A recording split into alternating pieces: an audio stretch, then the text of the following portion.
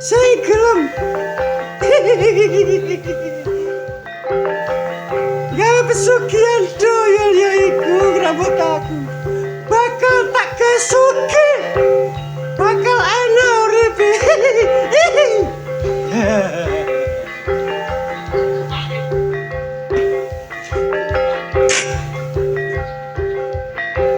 Bakal bendino tak golekno dhuwit sakake-ake.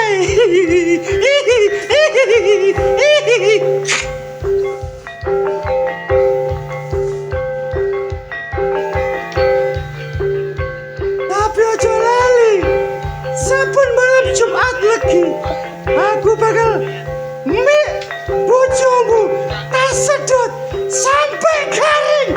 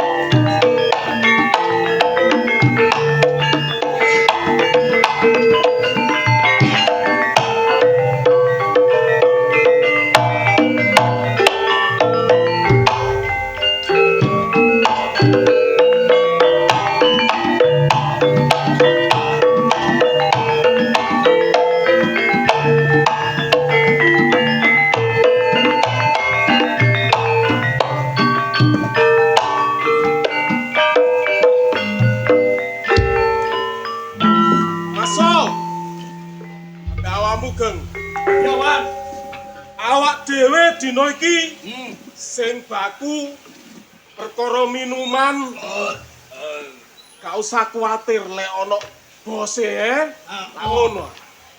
Apa-apa dibosi, apa-apa dituruti. Aku saiki kurang.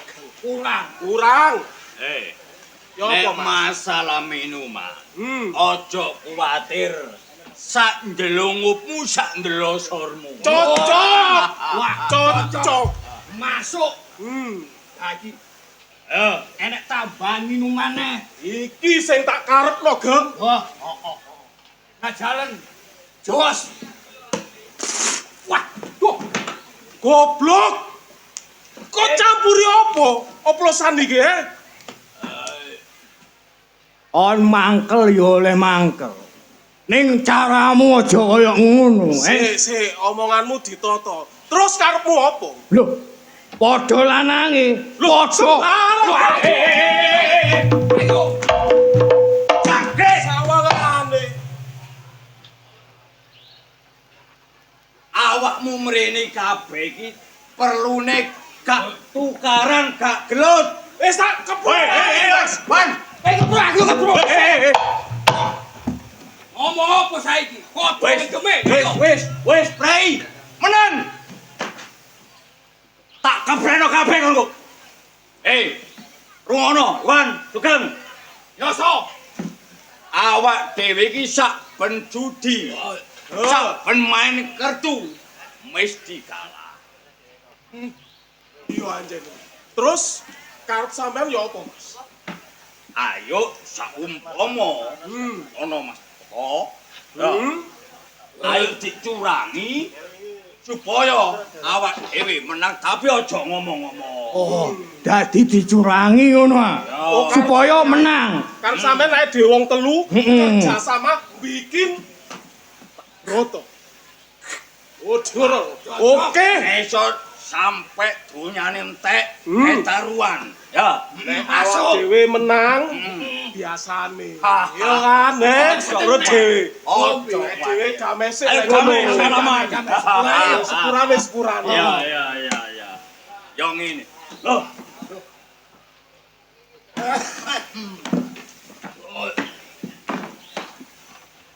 Loh, Mas.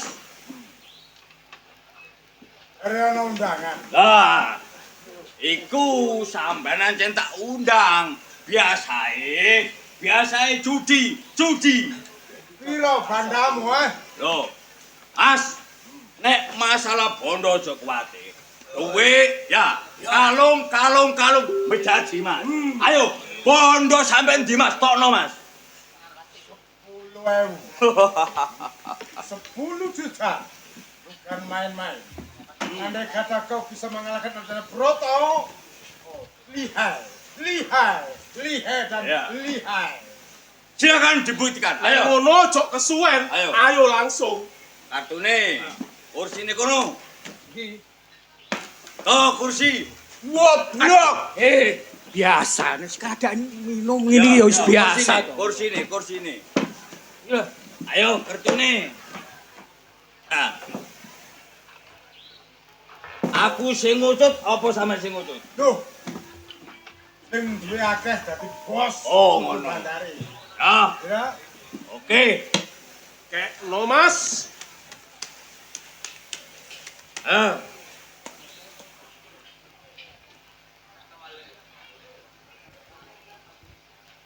Iya dhewe.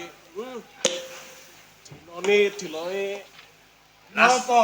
Dino Main becik. gak? Pasti Dino wayahe menang. Yo tepak. Ayo. Hakno dhisik sing paling buku. Bendol. Opo remi kok ana bendol iku lho. Lho iku lak jare sampean. Nek jare ku seje, wong kene ngarani ne. Goblok. Iki ngono 5. Wis rodok diliur are Mas. Ayo kon. 5. Aku so. Ya. Iki. Walu iki. Walu matamu lho. Goblok. 7. Oh, pitu ta. Hahaha. Mendem. On goblok hek. Kadang mendem. Aku ya. Duh, 8. Walu tegol wae. wolu ya apa sih Mas? Aduh, Pasal parah. aku kurang. Aku kok kayak loro kembar. Yo. Loh. Sampeyan tak tari, sak aku sing ngodot apa sampe ngodot. Lah iya. Tapi nyatane mosok papat loro kabeh. Nek Gak kalian gak pantas. gak diucut maneng. Eh? Diucut maneng. Sopo sing ngodot saiki? Ayo, Aku. ya ujutin. Duwe aja disak maneng, dideleh kok meja. Loh yo.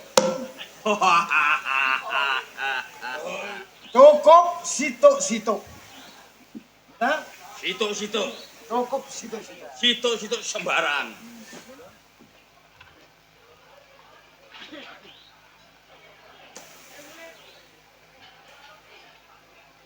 Ojo curang. Ah buka. Lah 9.000 buka. Ayo. Berawan, 3. 8. Aku buka sih. Ya yo. Sing soge dhuwit buka kari. Ya jelas. Sembarang. Anu teso. 9. Songo matamu Jack iku. Ojek, iya ojek. Aduh. Ayo. Sing songo jelas iki. Iya. Jelas iki sing Iya. Jelas. Iya. Ayo.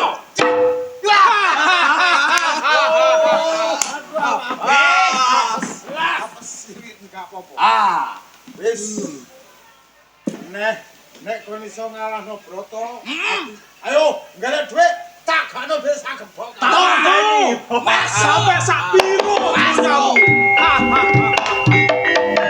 Kopi nih, kopi. Ngombe meneh. Wan. Ya apa Mas? Duit wis tak cekel. Yo. Ya. Saiki ayo ditresno seneng-seneng nang gremil. Awak dhewe hore-hore. Ore. Oke. Masuk. Masuk. Setuju. Ayo gin. Budal.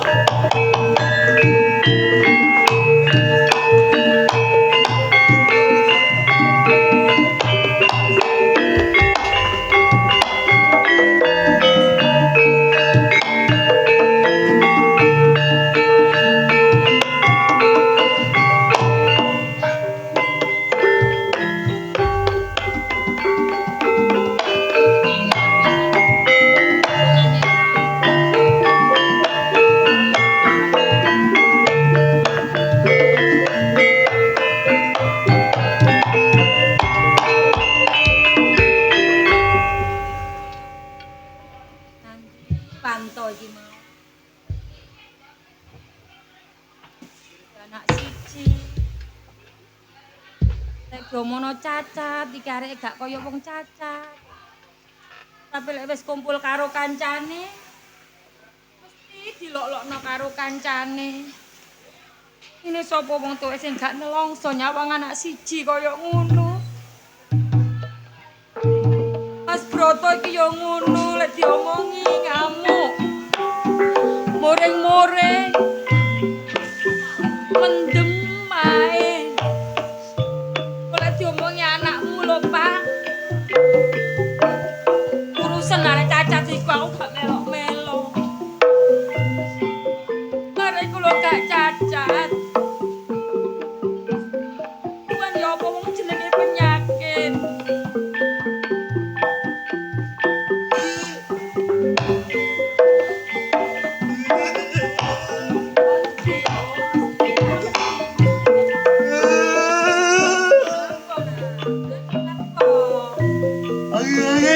Aku cacat, Bu. Ke anak ibu lo ganteng dewe. Sopo ngomong anak ibu cacat, ha? Waduh, waktu saya kayak pelakon normal, Bu.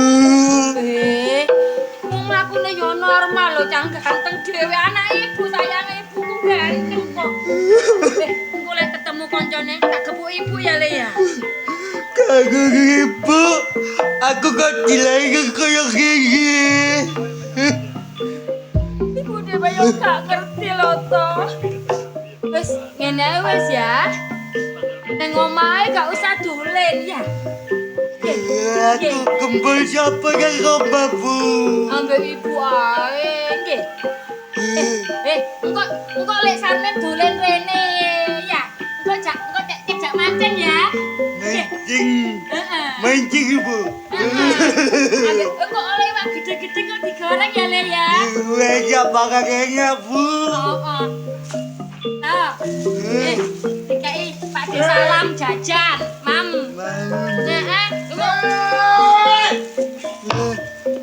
Coba, Bu. Bapak. Pamanku pancet, Mas mulai mendem.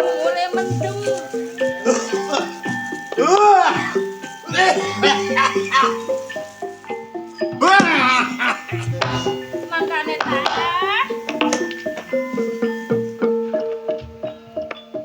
Kakeknya apa, Bu? Biasa bapak dolanan karo koncoe. Nek mam alon-alon. Alon-alon gak oleh ngene iki. Kalem-kalem. Yang ketiga. Panto iki gak duwe kanca. Arek iki dilolono wong cacat, ya apa kan nelongso aku. Arek kok mati. Kamu mati apa? Ojo koyo ngono. Apa sih, Pak? Iki kabeh salahe sampean. Anak mestine kudu sing anak wong tuwa, cilik digedhekno. Gede-gede gawe sorone wong tuwa. Wis kepantesan sampean ngomong koyo ngono.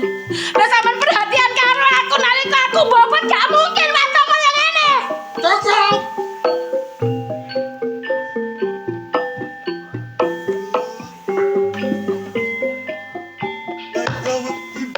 Gak ono ibu kok bapak tak gepuke ya. Astri. Aku mulih gak nggo duit.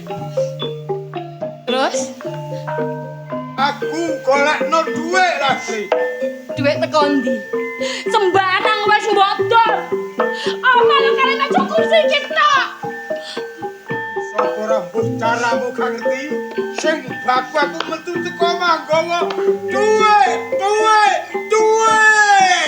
Aku wis gak iso usaha.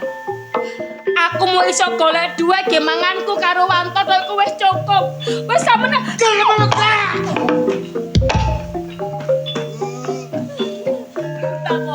Sepisan aku ngomong. Ibu gak apa-apa to.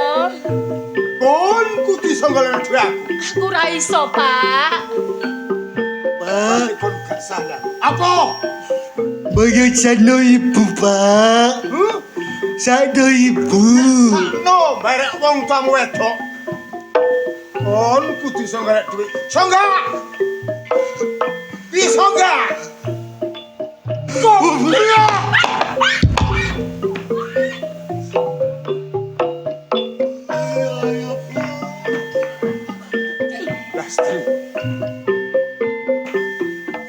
Pisan mana aku ngomong sekali lagi aku bicara rungokno. Pot peot. Aku kudu soleh dulu. Aku kudu nggawa duit. Aku gak duwe dhuwit, Pak. Kok iso gak? Iso gak? Iso gak?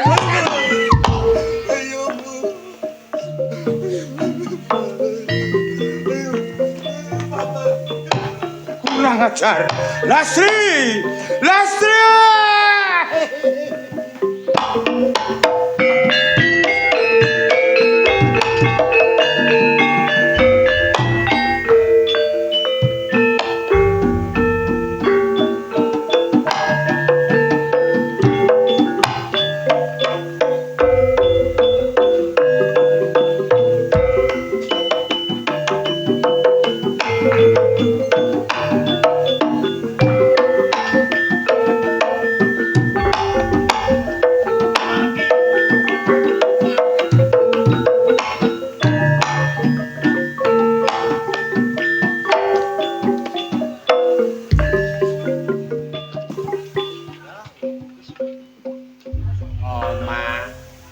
Tinggal mlebu di arek cilik-cilik dulinan kursi morat marit ngene engko nek ana ibu ana bapak aku dilolono sangkano karo penggawean anjene arek cilik-cilik kene iki nek tak pikir-pikir yo gak main do yo arek cilik ane ngerti yo ngono gak mungkin kate eker-eker kene padahal bapak iki ambek ibu nambah arek cilik-cilik ya Jawa. Dasare soge. Ya luman. Nek kampung ana tarikan apa ae selalu nyumbang. Bahkan nyumbang luwih teko cukup. Lah iki lho senenge duwe jeragat. Nek diarani ber budi bawa lesana. Apa maneh ibu nek arek nom-noman. Bu ngapunten anu tiang-tiang badhe ngrenovasi musala tetap biaya saya kelas minimal ngekei 2 juta nganteni genteng loro iki lho 2 juta tak kira-kira genteng sak langgar gak ngirit tapi ya apa maneh Bu nggih Bu ngapunten wis mari ta penggaweanmu sampun wengking sawapun sedaya kamar mandi resik ayo kok dungaren kowe ngrasani aku kurang ta bayaramu mboten nek kula matur kirang kok kasep kula nderek jenengan pun puluhan tahun hampir 20 tahun mboten nate matur soal gaji kula kinten sampun cukup apa bapak kurang oleh mkai persenan nang awakmu alhamdulillah cekap sak bener Adin yoga kula nggih bojo kula mbon trimo setunggal pakaian 3 minimal. Lah iya. Nggih. Kok menawa kurang ya kandha terang-terangan wae ta ora apa-apa. Nek kula matur, adik kirang kasep. Jenengan ngundahi kula nate kula nyuwun. Ya ora. Nggih jenengan semerap gambek kula nyambut damel tos pundi, jenengan semerap jenengan indahake ambek. Ngoten lho Bu nggih. Mbok menawa kok bapak kondur sawayah-wayah. Nggih. Cawisane wis mbok siapno kabeh. Keremenane bapak sampun. Kala wingi lak matur tek mbok menawa ana iwak jendil utawa iwak rengkik. Tapi wis botokan. Bapak biasae senengane nggih sampun. Wis. Sampun. Unjukane bapak niku lak nyuwun teh anget. Tapi diparingi jeruk. Ngoten kados niku lho kaya oren-oren moka ngoten lho. Pancene kula incipi ngapunten. Sisae sing kula incipi. Wecoh Bu. Lah iki mau kok durung mulih, bapak iki mampir nandi ya? Nek kula nggih matur bapak nggih mboten semerap, bapak niku pun biasae. Nek sampun medal teng kanca-kancane kadang-kadang nggih sing kesusahan kon kok meneng ae. Nggih Pak, mbon gadah rokok. Nyo, ngoten biasae. Ya aku kuwatir mbok menawa ning apa-apa ning dalan. Wis tuwa. Mboten, bapak niku senajan pun tuwa, tapi kali ibu niku iso wayang mbon nate ngeten-ngeten kok. Mboten. Ngrasani sampean, Pak. Ngrasani bolak-balik ngrasani ae. Mboten maksude ngrasani jenengan niku wau, biasane jenengan medal kan waktune terbatas, Pak.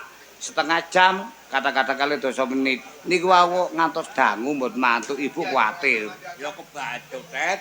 Angger aku metu ngomong. Angger metu dirasani. Namine tiyang tresno, Pak. Ngene lho ya. Nggih. Apa sebabe aku kok gelem metu? Nggih. Ya musyawarah barek kanca-kanca iku.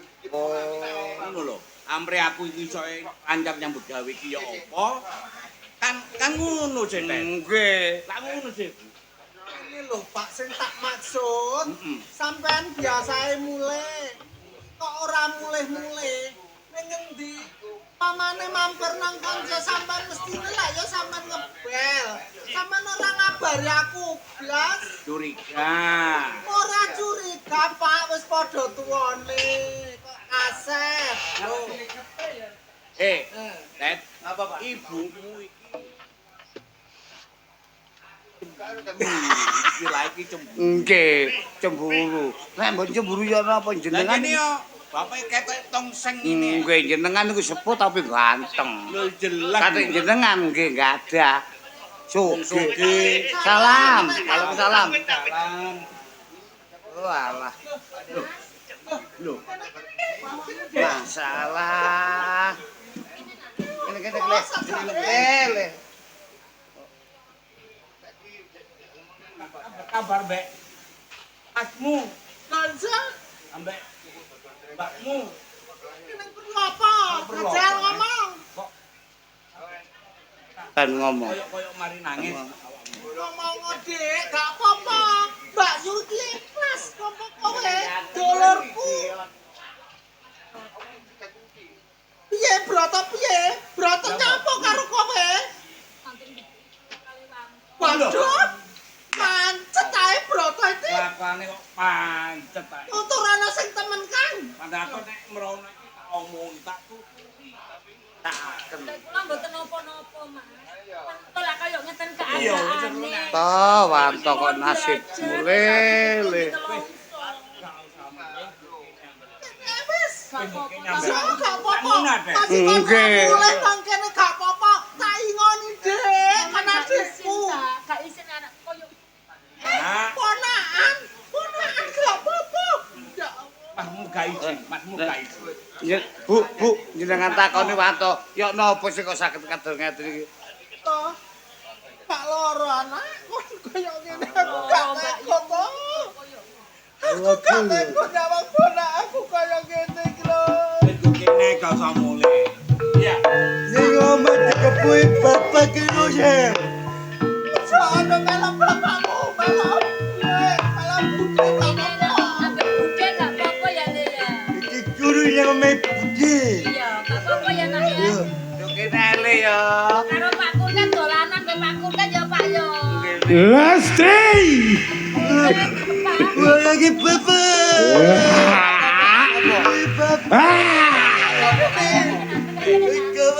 Aku harus dapat uang. Aku kutule duit. Kon gak iso kalian duit tak bunuh. Tak bunuh. Tataran apa? Ya, tak omongane.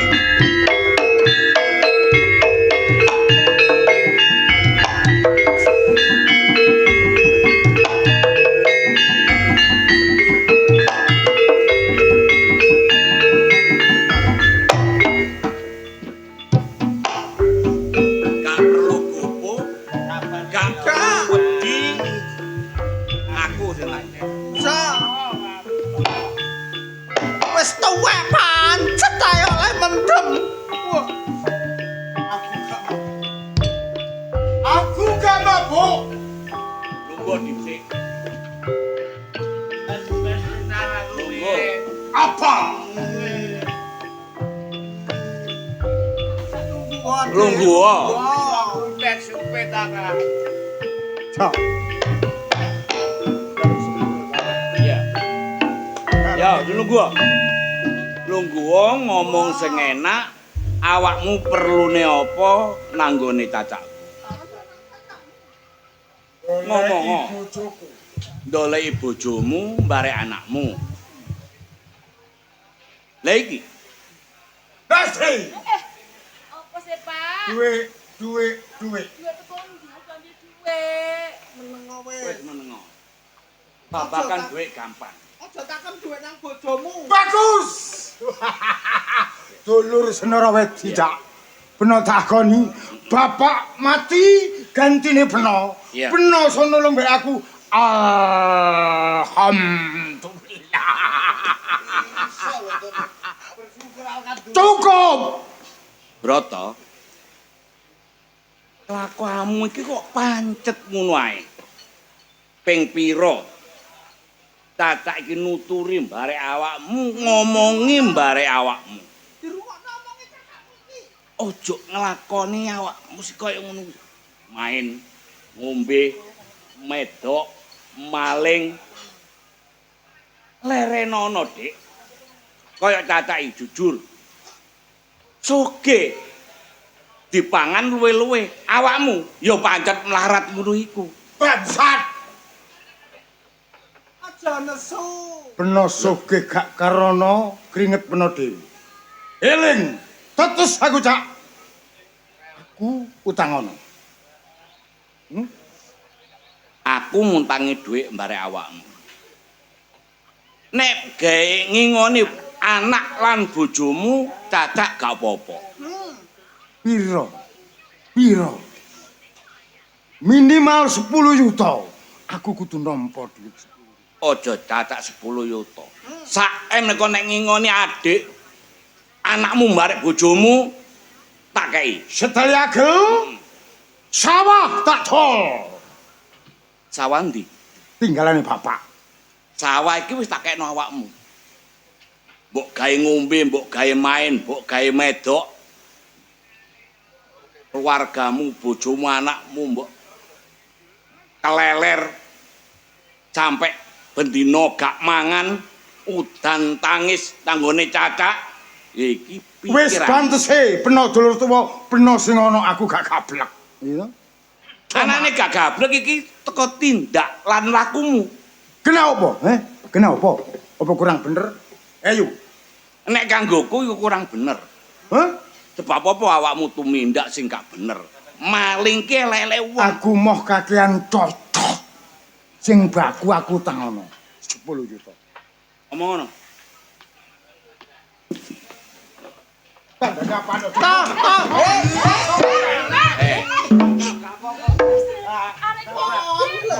Kon mbok wong iki gak apa-apa. Ono omahku iki. Iki omahku. Kon kenenge nang ngene karo bojomu nek ana omahku dhewe. Lah nek ana omahku iki tanggung jawabku. Bojomu karo anakmu tanggung jawabku, Dek. Arek ganteng nyambut gawe sing bener. Nek kok nyambut gawe bener, nggo ngingoni anak bojomu. Iki luwe. Anakmu kaya ngene lho. Kon gak ngesakno ta? Cocok rasane hatiku. Aku gak sadar. Aku rumah tangga gak sombak anak lan bojo. Lo mamula. Mulai diomongi mbarek cacakmu, mbarek mbayumu ki manuta. Umpamane kan manut gak sampe awakmu kaya ngono iku, Dik. Jane Tapi hmm. Broto gak akan putus asa. Aku gak putus asa. Ya. Nek sugih Beno samene taonono windonono. Ya. Nek Beno urip sugih aku.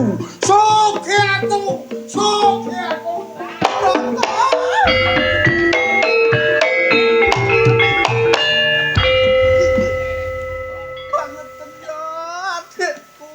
Wis gak usah dipikir, gak usah direken. Rane, Cak. Gak apa-apa. Bapak nang ndi, Bu? Bapak Bapakmu. minggat. Bangku lak mulai nek Kanggo kangen sementara iki ya, Kang Jo. Nggo budhe kene. Kowe karo anakmu nang kene ae. Pet. Nggih. Jak nang buri, jak mangan. Nggih. Kula jaene do mriko. Ning monggo mriko. Ayo to waktu tak kek mangan ae. Wes. Kowe gak usah ditangisi. mentolo aku. Iya, kabeh ku cek gak mentolo. Pasti aku yo gak mentolo. Bakso. Tapi kadang koyo ngene. Deloken, padahal dulurku dhewe mbak awakmu duluripe. Bakso. Aku yo sayang jane ngono. Ayo ngrumat ponanmu Ngono, sampean. gak usah dipikir, ya. Ngawet dipikir kuru, loro sampean dhewe. Ayo, Ayo.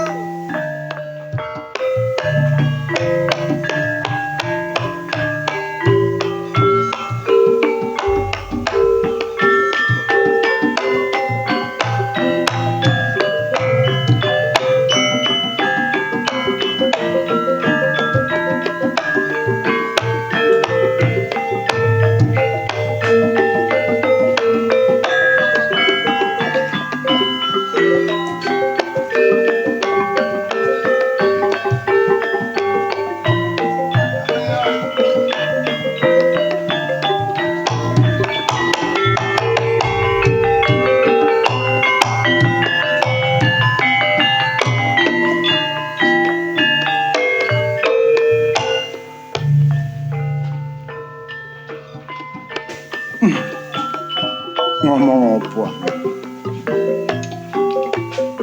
Wani barek dulur tuwa. Entik-entik si penunggul.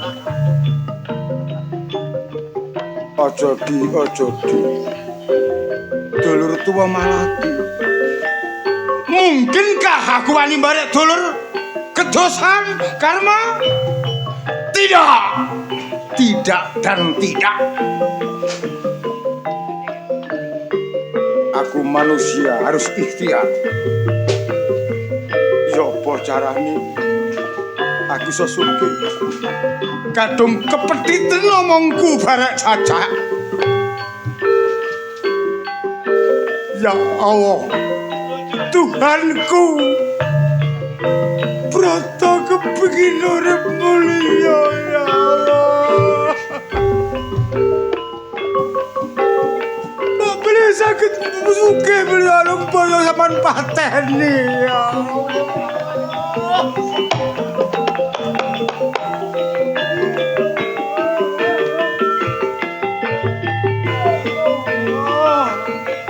Kula kepengin sugih, kepengin bahagia.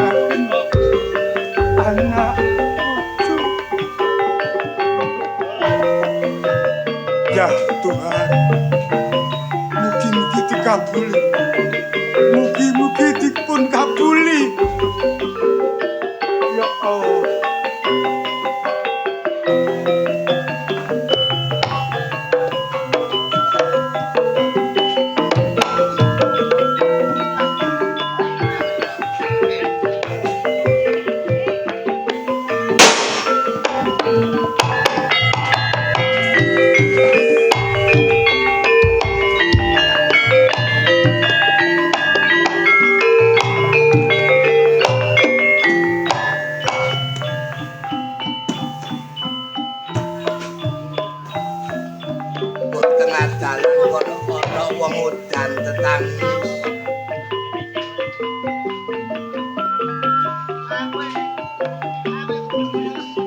Aku Broto.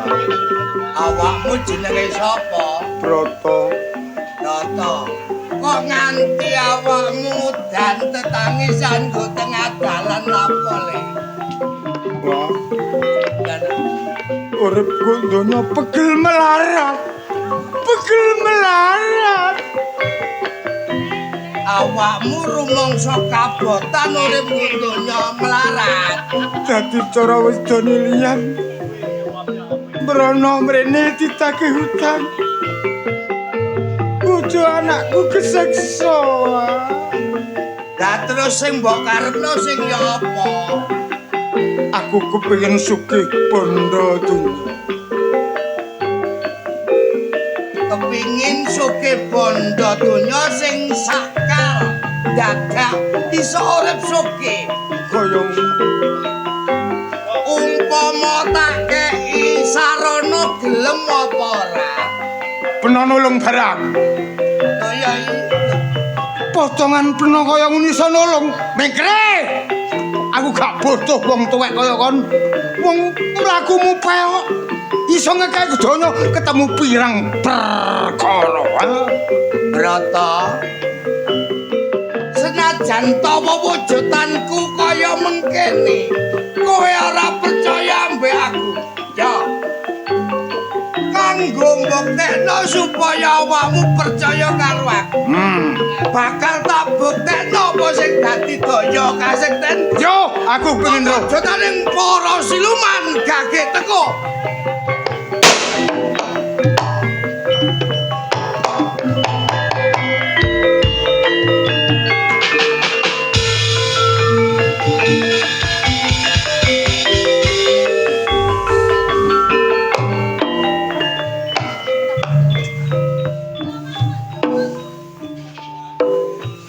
Iki apa peno? Iki apa peno? Ya iki sing diarani wewujudaning daya kasektenku, Brata. Sepisan aku gurung percaya cek separo percaya. Kanthi wujud sing kaya mengkene awakmu durung percaya. Lho, gage bali nang papan panggonanmu lho. Ya, Brata, Sampai peno selak gak iso mujudno dadi omong rika. Oh, tak pateni peno.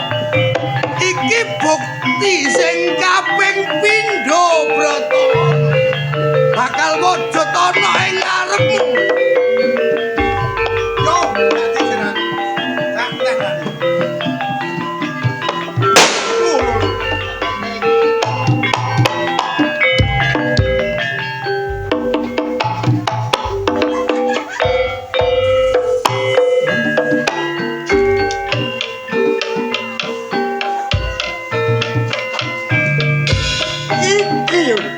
Waduh, kaya bidadari sing mudhun saka kayangan.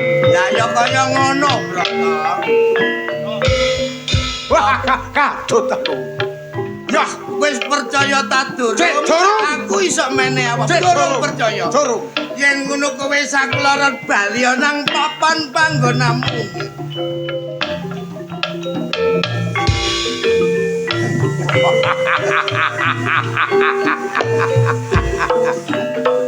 Brata, aku iso guyu jalaran beno iso nekakno wong sing ayu wae. ya. Iki sing pungkasan, Brata. Kowe kudu percaya lan ora percaya tergantung awakmu. Iki minangka kang pungkasan wujude daya kasektenku sing bakal tak pamerno nang awakmu. Yo, aku kepengen ro. Setan demit lilu Banaspati. Gage teko ning papan kene. Kowe iku sing teko.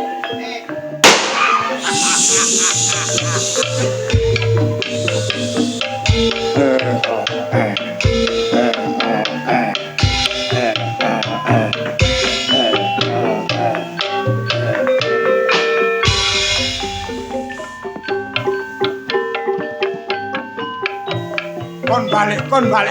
Aku percaya. Berapa, Brata? Kon balik.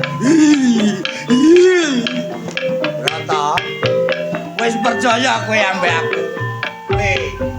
Demi lilu Banaspati. Bali nang papan panggonan.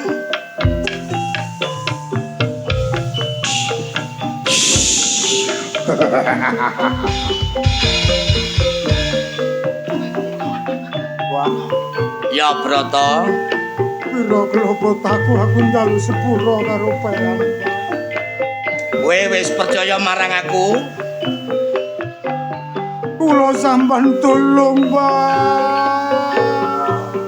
Brata, pangertenono yang papan kene ya sing diarani Gunung Kendhat.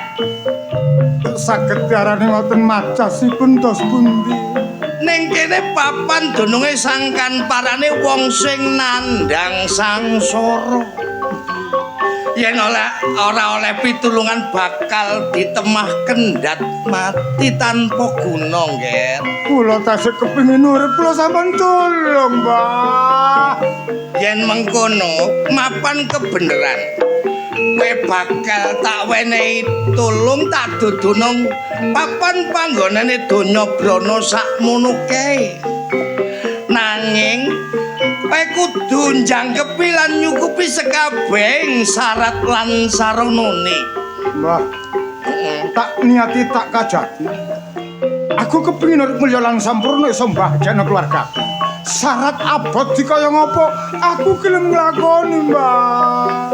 Broto, ning papan kene kang awujud yaiku dununge pasugihan sing wujud tuyul. Nggih. Dene syarat lan saranane yen kowe wis ketrima oleh pasugihan tuyul, syarate siji. Napa? Kowe duwe agama apa ora? Gadah. Umpama kowe duwe agama tak kongkon buwak agamamu kowe gelem apa ora? Mbah, jempolan sikil sak pucuking rambut. Heeh. Jroning atiku tak niati lan teka jati. Aku kepengin dadi mulya.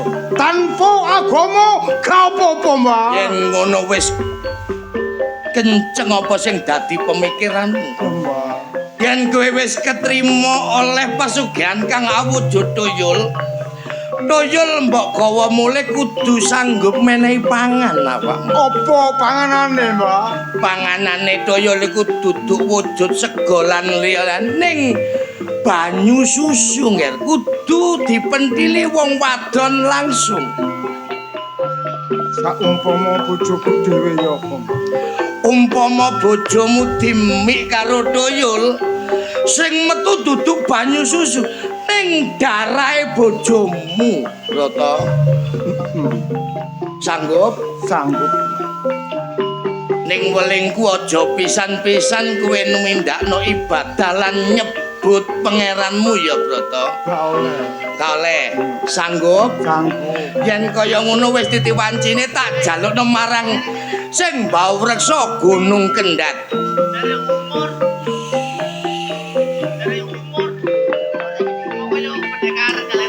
Broto,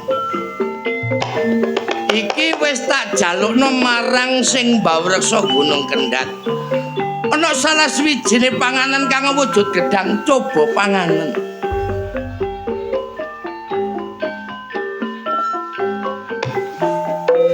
Kadek nyebut, Mbah. Kadek wis panganan tok tandane.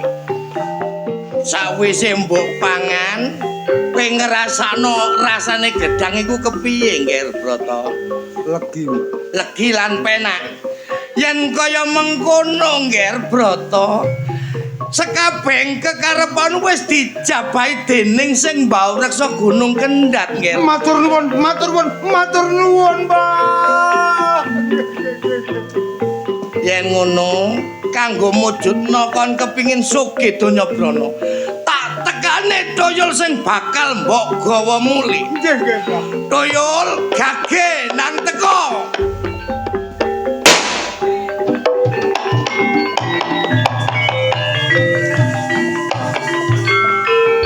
Ora usah wedi, Broto. Kok sawangane awakmu girang gemuyu merga kate dirumat marang menungso. Ning welinge simbah tuyul, kowe kudu manut apa sing dadi perintahe bendaramu. Broto, siji sing durung tak weldano nang awakmu. Tuyul iki mbok gawa mulih iku minturut pitukane. Umpama kowe tuku 100, tuyul iki bakal menehi awakmu saben dina dhuwit 100. Kira-kira sing mbok jaluk dhuwit pira? 10 yuta. 10 yuta. Sedina kayamu 10 yuta mergo tuyul iki. Ya ora dadi pengopo. Ning welinge saben-saben dek tuyul iki wis nyambut gawe oleh dhuwit, kudu mbok wenehi pangan ya, Broto. Nggih, Mbah. Tuyul. Di, Tuyul. Iki bendaramu sing kate nggawa mulak. Iya. Juragan. Jeraganmu. Tak dadekno sugih sampe, Pak. Lah, Ayo. ya apa, Broto? Duwe sing akeh, Pak. Iki jenenge Tuyul Saipul. Broto, yen kaya ngono nger aja kesuwen. Gage nang gawon mulih Tuyul iki. Ayo melaku. Ayo, Pak. Senajan to kaya ngopo, aku mung sak derma menehi pitulung. Aku sak derma beber napa sing dadi kanyatan. Perkara dosa lan perkara urusane menungsa sing minger keblate.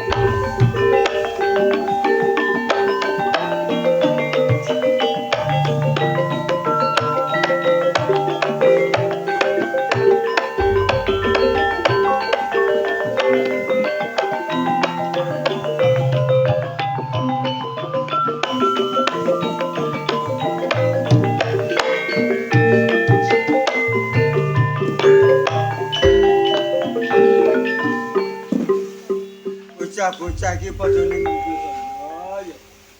Biasane ngene sing padha ngaji wis padha teko. Iki malah ora ana bocah babar pisan. Kaya warna kaya galih. Biasane ngiseni padasan kebak. Iki padasane urung diisen. Waalaikumsalam. Tak rasani. Bocah-bocah iki pirang-pirang dina iki sing ngaji kok suda iki piye to? Nggih ngapunten Pak Yai. Kula niki badhe bejo kali jenengan. Ngomong piye? Sampune kula saking pondok wangsul ten griya kula Pak Yai. Iya ya. Lah jam 12 dalu niku. Kula mlampah kalih gale kepangge dirangkong wedon ngawur ae. Mboten Pak Yai. Mboten jerangkong wedhun pun ngawur. Apa le Kowe iki nek ngomong iku dipikir dhisik. Sing bener piye gale? Niku ketemu kali Tuyul Pak Ah, Yai. leres Pak Yai. Kowe aja gawe-gawe omongan lho ya. Lho, saestu kula kepanggih tuyul kalih galih. Kula tutaken mawon sampai rapatan dawar. Tambah ngawur kon niku. Iki lho. Mboten Pak Yai, mboten. Perapatan dawar piye to? Lah kula ngugemi omonge tiyang sepah riyin. Lek nguber tuyul niku kula sik keken muda tam kalinan karo. Lah kula praktekaken kalih galih. Kowe muda. Nggih. Lah kula mlayu kajeng kula kebiyo dak kepanggih Yumi. Gendeng lho. Kowe iki kaya wong koplak wae. Mboten Pak Yai. Ya aja ngono. Nggih. Sing bener piye? Lah Tuyul niku kula tutaken mlebet ngene griyane Pak Broto. Kowe iki roh tenan apa tembung jare? Saestu Pak Yai. Aja ngomong sing marai masalah. Sebab nek ngomongno Tuyul ngarani wong ika, nek gak ana buktine, kowe dilaporno kena hukuman kowe. Kula mriki solusine dot pundi kula pasang Ngene. Aku omonganmu ku ya tak percaya ya ora. Nggih. Najan toh kowe iki muridku. Nggih. Sebab apa? Ngomong Tuyul. Tuyul ki barang gaib. Ora gampang diomongno. Dadi aku kepengin roh buktine. Nggih Pak Yai. Kepengin roh buktine. Biasane Tuyul iku mlebu nang omahe sapa nang karangane sapa? Nggih galih jene Pak Broto. Tenan. Nggih, leres. Karno? Nggih Pak Yai. Nah, ngono ngene. Ayo idip-idip silaturahmi nanggone Pak Broto, ya omong-omong ora ngarani. Ning nek nyoto-nyoto tenan, iku engko urusanku. Ya sayo. Saniki Pak Yai. Nang omahe Pak Broto. Oh nggih, niku Ayo, monggo Pak Yai. Ayo dibuktekno.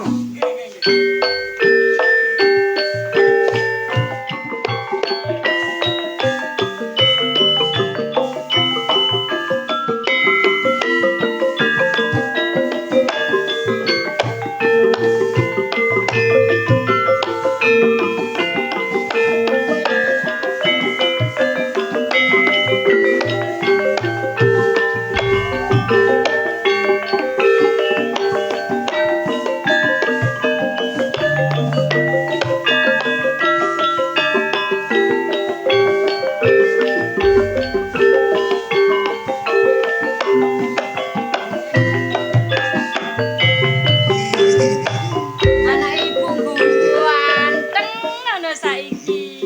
Saiki Bapak Soge, Bu. Bapak soge yo. Iya. Toh. Ibu tak cerita mbek Wanto yo. Nikah apa, Bu?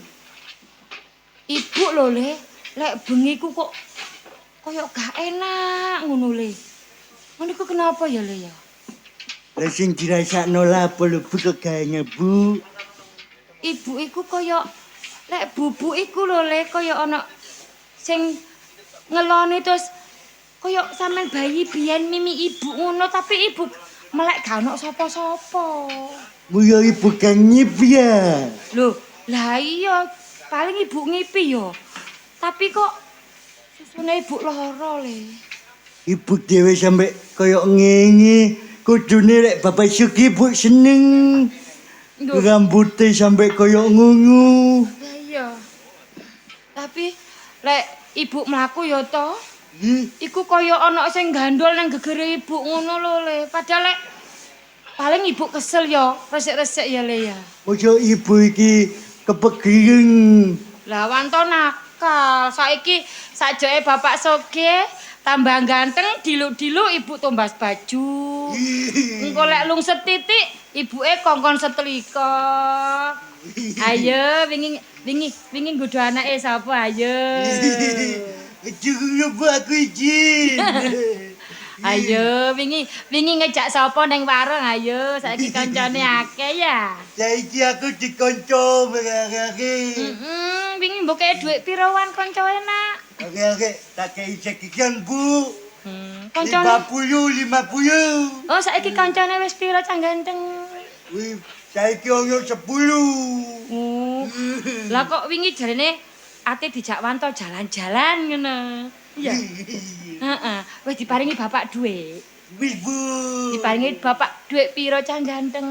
Cita-cita 1 juta. Oh, lho. Tapi seneng to. Yo seneng Mas delok anake dhewe sing biyen ku karo kanca-kancae ku didoi. Tapi kok ngene lho Mas. Lah wong arek-arek iku kan wong dikeki dhuwit kan. Kok rumah saku kok seneng karo anak iki gara-gara dhuwit sih Mas. Wong urip donya tanpa dhuwit, wah, percuma. Apa kan artine? Sing penting duit dan duit. Pak. Ngene ya Pak ya. Aku ate ngomong karo sampean iku, engko mbok kira kaya Wanto, aku cerita Wanto, jarene Wanto paling ibu ngipi. Tapi kok kaya nyata ngono lho, Pak. Sampean kalebu sisi aku. Nek ana apa-apa gak ngomong terus terang, salah sampean. Sajoke awak dhewe Soge iki ya, Pak ya. Lek bengi iku lho, Pak. Kaya ana sing turu ning dodoku kene lho, Pak. Ndek kene kaya cilikane Wanto lek gak dikeloni lek gak turu. Kaya ana sing ngemik ngono lho, Pak, arek iku, Pak. Musuh ngono iku ya apa, Pak? Iku ngipi apa karena jelas? Ya lek rumangsaku iki ya anu, Pak. Ya kaya ngipi. Tapi kok dodoku iki lek mari ngono kaya perih terus catu kaya sing nyusu ku arek wis duwe untu ngono lho, Pak. Lastri, terang-terangane pancen bener omongan. Awakmu dimi Lho wong antuk gak tau turu karo aku, apa sampeyan kok jane aneh sih. Sing golek duit. Ayo sampe nyambut gawe saiki nyambut sampean gawe enak, luar kotaan terus. Tapi ana sing ngewangi. Sopo arek-arek sing biasane karo sampean mendem-mendem ku ta wis Ora. disap. Manggon nduk omahe awak dhewe saiki. Bangku ya sitok tak kok men ngono kok. Nek kon kurang percaya, anakku metu bojoku cek ro. Anake dhewe, Pak.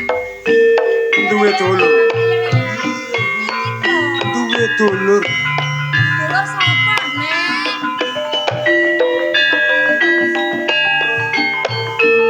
Anak yo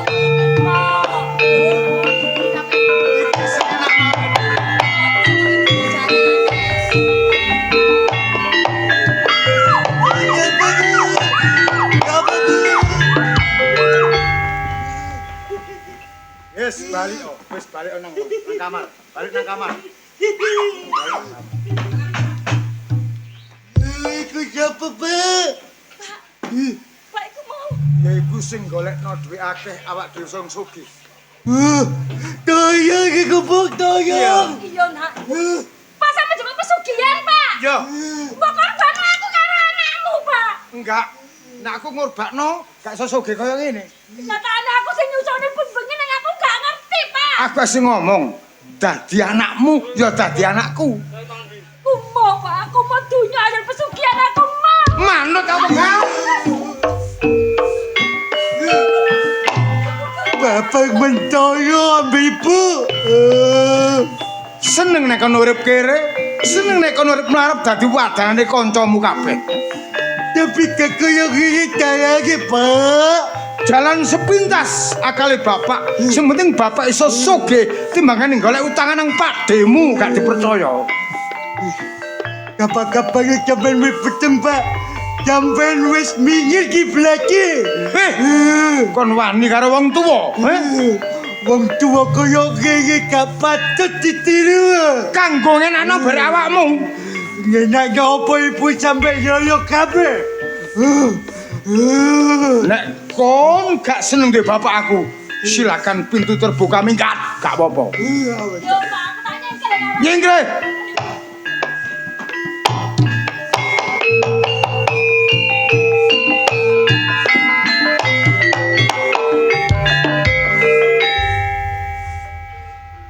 Ngoyo-ngoyo keluarga marat bisa sugih. Gelekno barang sing iso gelek duit.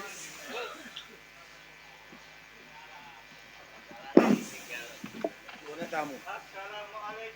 Waalaikumsalam. Ngapunten ngrepotaken. Ika sinten?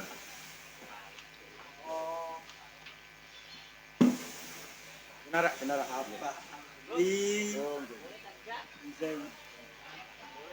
Perlune teng griya kula Ngapunten. Sepindah silaturahmi. nggih. Nomor kalihipun. Kula niki diwadili kalih anak murid. Tak ben dalu. Ngapunten lho. Nggih. Ketok apa le? Toyo. Bener no? Nggih. Terus kok mlebet kan dari karangan jenengan. Niku kan hakku lho.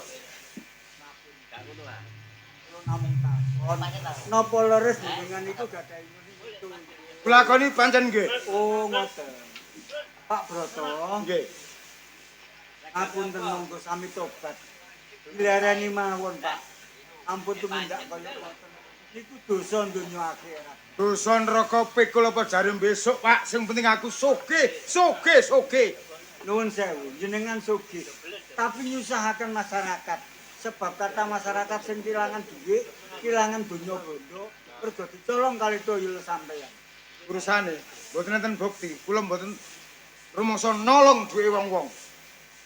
Pancen ngoten ngapunten nuwun sewu. Demi keamanane masyarakat mriki, toyol jenengan kedah kula cepeng. Loh, pun sembrono sampean. Apa saged sampean nyekel toyol kula? Nggih cobi kemawon.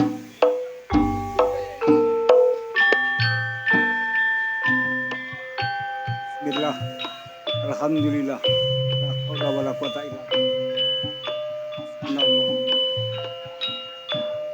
Tuyul, senajan kowe manggon ana ing alam gaib.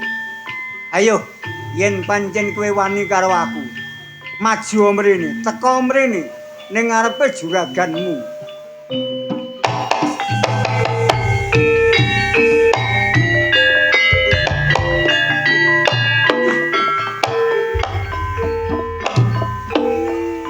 Allahu Akbar.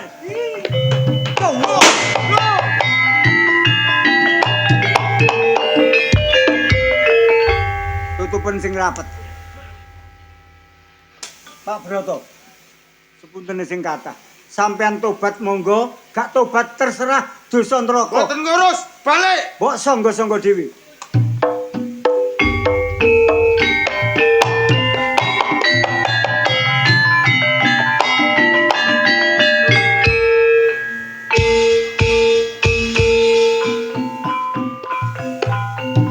Bangsat Pak Mudin. Aku kudu ngupaya, Mudin kudu mati, Tuyul ku iso balik.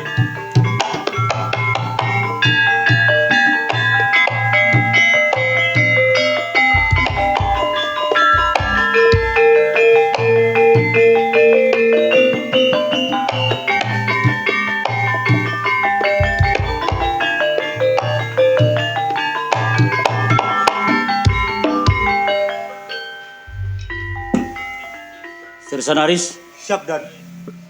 mungkin Sersan sudah dengar rumor yang berkembang di daerah sini. Ya. Di sini sekarang lagi banyak rumor orang kehilangan uang. Rumornya itu katanya ada tuyul. Tapi Gimana, Dan? secara logis kan kita nggak bisa membuktikan. Betul. Padahal pandangan hukum itu cuman menganggap itu suatu pelanggaran itu kalau ada dua faktor. Apa itu, Dan? Ada saksi, ada bukti, baru kita bisa menindak permasalahan tersebut. Tindak lanjut Iya. permasalahan tersebut. Iya. Kalau tuyul itu gimana? Kita nggak bisa. Ya bisa, Dan. Bisa gimana? Dinceng. Loh, kok diinceng? Tuyul itu barang gaib. Sangat sulit kita masukkan, kita kasih dia undang-undang macam apa, nggak bisa. Terus masuknya komandan ini. Oh ini.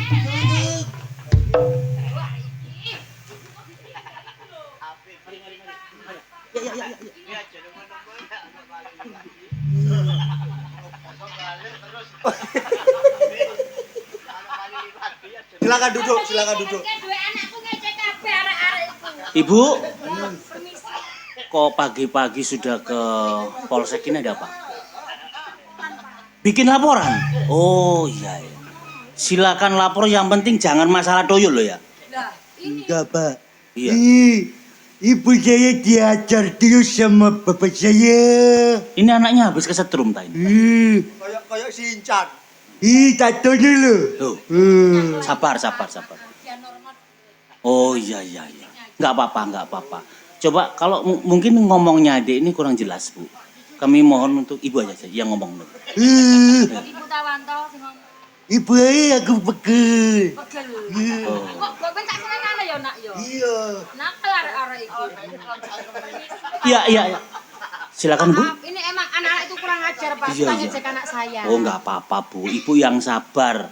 Punya anak seperti ini. Ganteng sendiri anak saya, anak pintar sendiri. Oh ganteng memang. Ya walaupun sedikit petot gitu ya nggak apa-apa. Tapi ganteng sendiri bagi saya. Nggak apa-apa. Iya, Bu. Kata Ada yang bisa saya bantu kira-kira? Ini mau lapor suami saya. Suami ibu? Ya, KDRT, Pak. Mukulin saya sama anak saya disiksa. Maaf, KDRT. Berarti terjadi kekerasan dalam rumah tangga. Betul, Pak. Ada bukti mungkin kena tempat. Lastri, aku jalur sepuluh, Dek. Ini siapa ini? Ibu saya takut. Gak apa-apa. Sini.